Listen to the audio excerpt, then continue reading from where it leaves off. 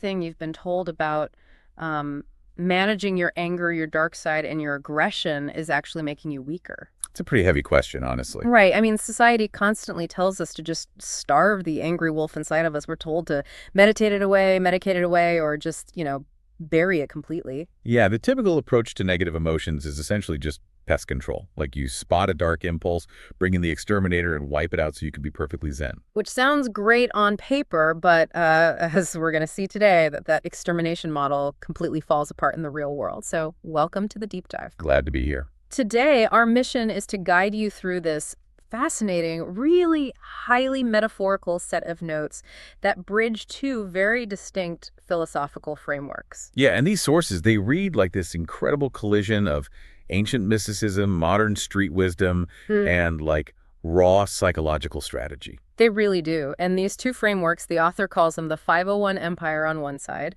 and Die Alchemist Den on the other. Right, and just to give you some context on what those actually are, because the text throws you right into the deep end. These aren't literal places. Yeah, no. They're archetypal maps of the human psyche. So the 501 Empire represents structure, rigid logic, and masculine energy, and it's guided by a figure the text calls King Helios, who is described fascinatingly as a master plumber, a musician, and a mad philosopher. We'll get into that later. Yes, we definitely will. And then on the other side, Die Alchemist Den represents intuition, spiritual refinement, and feminine energy, guided by Queen Ashanti, who is a mystic. So the goal here is to bridge these two worlds to master our inner nature. To start us off, I actually want to ask you, the listener, a direct question. It's a good one to think about. When you feel negative emotions like anger, aggression, or what the text calls your inner beast, are you actively trying to kill them? Okay, let's unpack this. Because the central thesis today is that if you kill the beast, you kill the man. Yeah, and the text warns us that destroying that part of yourself is what it calls the street myth. The street myth. I love that term. It's brilliant. It represents that popular, kind of watered-down advice we hear every day about conquering our darker impulses. Right. And it actually takes direct aim at probably the most famous piece of modern mindfulness folklore, which is the two wolves story. Oh man, everyone has heard that one. There are two wolves fighting inside you. One is good, one is evil. Which one wins? The one you feed. Exactly. I mean, I've always thought that was a pretty solid piece of advice. So what is the text seeing that the rest of us are missing? Well, it argues that the two wolves story is fundamentally incomplete and honestly, a bit dangerous. Wait, dangerous? Yeah, think about the mechanics of it. The street myth tells you to just starve the bad wolf until it dies. But if you just stop feeding a wild animal that lives inside your house, it doesn't magically disappear. No, I mean, it just gets desperate. You end up with a starving, unpredictable, highly aggressive predator just locked in the basement. Exactly. The text points out a really critical pivot here. It's not just about which wolf you feed. It's about who holds the leash. Wow. Who holds the leash? Because starvation is not mastery. And this is where the wisdom of Die Alchemist Den comes in. Queen Ashanti introduces this concept of the domesticated pitbull. The domesticated pitbull, that paints quite a picture. Right. Her perspective is that the beast inside you, that raw, primal capacity for aggression, isn't inherently evil. It's just a bad dog. Okay. And a pitbull is only a danger to the neighborhood when it lacks a competent master. I have to push back on this a little bit, though, because traditional theology, which is even mentioned in the text, talks constantly about dying to self. Yes, it does. This idea that the ego, the pride, the primal desires, they have to be completely surrendered or destroyed.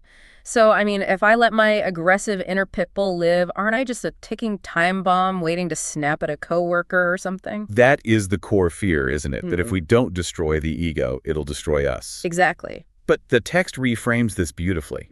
The traditional interpretation of dying to self is kind of like smashing a radio because it's playing static. It sounds like instead of smashing a radio because you don't like the static, Queen Ashanti wants us to realize the self is just a frequency that needs to be tuned. Yes, that is a perfect analogy. You don't smash the machine. The beast isn't a demon to be exorcised. It's a frequency of raw power that's currently untuned. So how do you tune it? You domesticate the pit bull through a practice the text calls the daily walk. Okay, let's ground this. Because I'm not literally putting a leash on my anger and walking it around the block. What does the daily walk actually look like? Practically, it's the active daily integration of your shadow. The text says that this inner beast is a reflection. It goes wherever you go. Right, you can't outrun it. Exactly. If you try to suppress it or pretend you aren't frustrated, it chases you. It comes out sideways, like passive aggression or suddenly snapping over something tiny. But walking with it means giving it controlled exercise. So it's hitting the heavy bag at the gym or, journaling out the darkest, most unfiltered thoughts you have so they don't stay in your head. Yes. You acknowledge the beast, you give it an outlet, and you establish boundaries. And the text makes a profound promise here. If you walk the beast daily, it stops chasing you and it actually starts guarding you. Protects you. Yeah, it becomes a source of boundary setting. I see the logic there for everyday maintenance. If you walk a high-energy dog, the dog is calm in the house.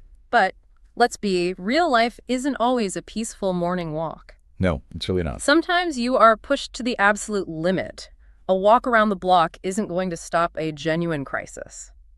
So how does the text handle situations that require raw, uncompromising force? This is exactly where the text transitions from the Queen's daily wisdom over to the severe logic of the 501 Empire. Okay. King Helios introduces a concept for wartime. It's called the Premeditated Lash. The Premeditated Lash? That sounds incredibly intense. It's meant to be. To explain this, the text unpacks a very famous story, the temple execution. The account of the Messiah entering the temple, finding the money changers, and driving them out with a whip. Right, flipping the tables. Culturally, we usually view that as pure, uncontrolled anger, like he just lost it. But the king's logic points out a crucial detail. He didn't just walk in and start throwing tables in a blind rage. He deliberately sat down and crafted the tool of his anger. He braided the whip. Wait, hold on. Braiding a whip takes time. You have to gather materials and methodically weave it together. That is the exact opposite of a blind rage. Precisely. Crafting the whip requires focus. Your intellect has to remain online while your aggression is surging. The premeditated lash is the beast under total command. So what does this all mean for how we handle our own anger? We usually view anger as losing control, but here it's a tool. Yes. Throwing a tantrum is firing off an unhinged email at midnight because someone crossed a line. Crafting the whip is taking 24 hours to meticulously draft a firm, legally sound document that perfectly establishes your boundaries. Oh, wow. When you craft the whip, your anger is a highly disciplined tool, not a liability. And this brings us back to King Helios being called a master plumber. Right, I wanted to ask about that. Why a master plumber? Because a plumber understands pressure systems. If you cap a pipe and just let pressure build, which is the street myth, the pipe bursts. Yeah, you explode. King Helios knows the beast is raw pressure. You don't cap it, you build valves to direct it. And this leads to what he calls the warden's logic. The warden. So now we're moving from a domesticated dog to a literal prison system. Yes. You don't hate the beast, but you respect its destructive power so much that you put it in a sleeper hold or jail. You lock the door. And the text, it gets weirdly specific. It says you lock the door until precisely 6:10 a.m. I noticed that. Why 6:10 a.m.? Why not just say the morning? The specificity is the point. 6:10 a.m. represents the absolute beginning of your conscious day, before the world wakes up, before the emails hit. Before the chaos. Exactly. If you say, I'll deal with my mindset sometime today, you leave room for negotiation. The beast loves ambiguity. Ah, I see. 6:10 a.m. is an exact appointment. You wake up, confront your inner shadow, establish dominance, and lock the cell before you step out into the world. It's an uncompromising structure. And it has to be, because of what the king calls the danger of the roam. The danger of the roam. What does that mean? If the beast is free for too long, if your ego or anger is just roaming the corridors of your mind unchecked, it tries to run over the king. It tries to take the throne. Wow. The moment you think you're too evolved to need discipline, the beast takes over. So the bars of the empire must be constantly reestablished. Okay, the architecture of this is mind-blowing. We have the Queen's Domesticated Pitbull for daily maintenance and the King's Warden for severe boundaries. But I want to pivot here. Sure. Because right now, this might sound like a fantasy novel in our heads. Why do we need to put the beast under this level of command? How does this connect to our actual practical lives? Well, the ultimate goal of quieting the beast isn't just spiritual. It has direct, practical consequences. The text brings in the April 13th frequency. Right, April 13th. What does that date signify? In these notes, April 13th is a metaphor for the ultimate deadline, the shift into the second quarter of the year. It's a season of taxes, ledgers, and absolute accountability. So it's when the bill comes due for how you've been managing your energy. Exactly. And the text drops what I think is the most piercing quote of the entire deep dive. It says, "Noise in the mind leads to leaks in the pocket." Oh, wow. Yeah. Here's where it gets really interesting. Noise in the mind leads to leaks in the pocket. Walk me through how psychological noise actually empties a wallet. Think about the cognitive load of carrying unchecked anger. When your inner beast is roaming free, you're in survival mode. Your decision-making degrades. You're reactive. Exactly. You lose a client because you reacted to your own frustration instead of listening. You blow money on impulsive purchases to soothe the anxiety of an untamed mind. You exhaust yourself fighting imaginary battles in the shower. You're literally leaking resources. Every time you lose your temper, you are hemorrhaging time, energy, and money. Mastering internal frequencies isn't just about feeling good, it's about holding on to your resources. Yes. And you stop those leaks through the alchemy of silence. This is how the two frameworks perfectly balance each other. Right, the queen and the king. Alchemist Den provides the necessary quiet, the spiritual refinement. But the 501 Empire provides the rigid structure. Because you can't have quiet without the structure to protect it. People will just walk all over you. Right. And a structure without quiet is just a stressful prism. They rely on each other. The queen tames the shadow so it walks beside you. The king builds the wall so it knows its place. And when you have both, the psychological noise stops. Which brings us to the final decree of the 501. We don't seek a graveyard, we seek a throne. It's the perfect synthesis of everything we've talked about. It really is.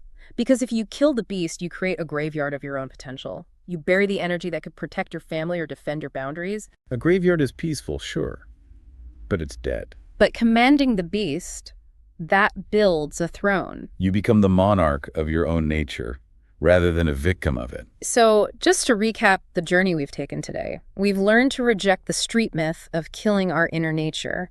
Instead, we must use the queen's daily walk to domesticate the pit bull. Yes. And we use the king's warden logic to put the beast in jail when necessary, ensuring we command the whip rather than being controlled by the rage. Exactly. Now, the text leaves us with a final instruction.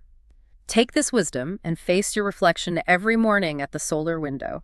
Look at reality, look at your shadow, and decide who is in charge today. And as you mull that over, I want to leave you with one final question. Yeah, let's hear it. If you've spent your whole life trying to starve and lock away your inner beast out of fear, rather than walking it and giving it a master, what parts of your own protection, power, and ultimate throne are you accidentally keeping locked in that cage?